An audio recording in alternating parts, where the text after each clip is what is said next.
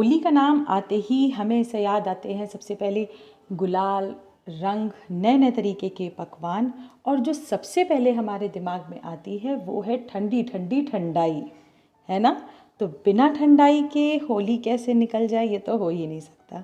तो बाज़ार के टेस्ट वाली, कलर वाली घर पे बनाइए ये ठंडाई और एंजॉय करिए। तो चलिए हम स्टार्ट करते हैं अपनी रेसिपी और आपको बताते हैं कि आप ये ठंडाई घर पे कैसे बनाएं। तो ये हैं वो इंग्रेडिएंट्स जो हमें ठंडाई बनाने के लिए काम आएंगे। सबसे पहले मैंने यहाँ पे लिया है पिस्ता, काजू, और ठंडाई बिना काली मिर्च के तो बन ही नहीं सकती है, तो काली मिर्च, सौंफ, इलायची, 1 इंच टुकड़ा दालचीनी का, बादाम, ये है खसखस जिसे पॉपी सीड्स भी कहते हैं, और चीनी। और अब हमें करना क्या है, एक बोल ले लेना है, उसमें डालेंगे बादाम, पिस्ता, काजू, और ये जो खसखस हमने लिया था 2 चम्मच वो, काली मिर्च, सौंफ, और इन सबको हमें भिगो के रख देना है 5 से 6 घंटे या ओवरनाइट के लिए। अगर आप जल्दी में हैं, 5 से 6 घंटे पहले भी इसको बनाना चाहते हैं, तो आप इसको गर्म पानी में भिगो दीजिए। अब हम जब तक कि वो भीग रहा है तब तक एक जार ले लेते हैं, उसमें डालेंगे चीनी, और ये इलायची और दालचीनी का टुकड़ा, और एक इसका फाइन पेस्ट तैयार कर लेते हैं। देखते हैं 5 से 6 घंटे बाद जब, तो ये जो हमने सारी ड्राई फ्रूट्स भिगो के रखे थे ये अच्छे से भीग चुके हैं।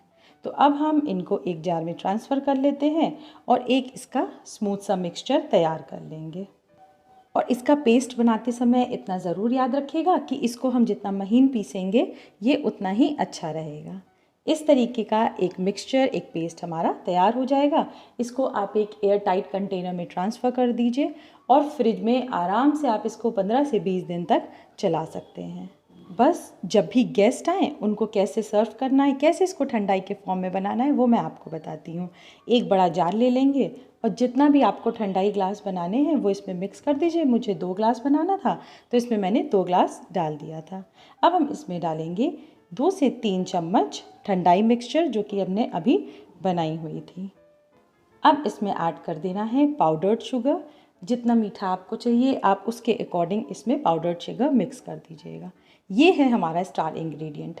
इसको मैंने यहाँ पे 2 चम्मच लिया था गुलकंद।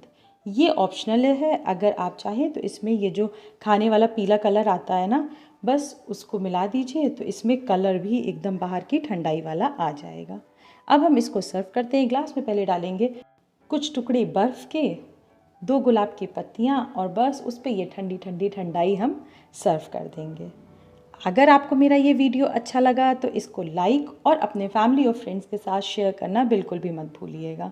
और इसको बनाने के बाद आप मुझे टैग और कमेंट करना मत भूलिएगा। आप मुझे इंस्टाग्राम और फेसबुक पर भी फॉलो कर सकते हैं। और ये हमारी होली सीरीज़ की 3rd पार्ट है। अगर अभी तक आपने नहीं देखा है बाकी के, तो उनका लिंक मैं डिस्क्रिप्शन बॉक्स में दे दूँगी, आप ज़रूर चेक करें।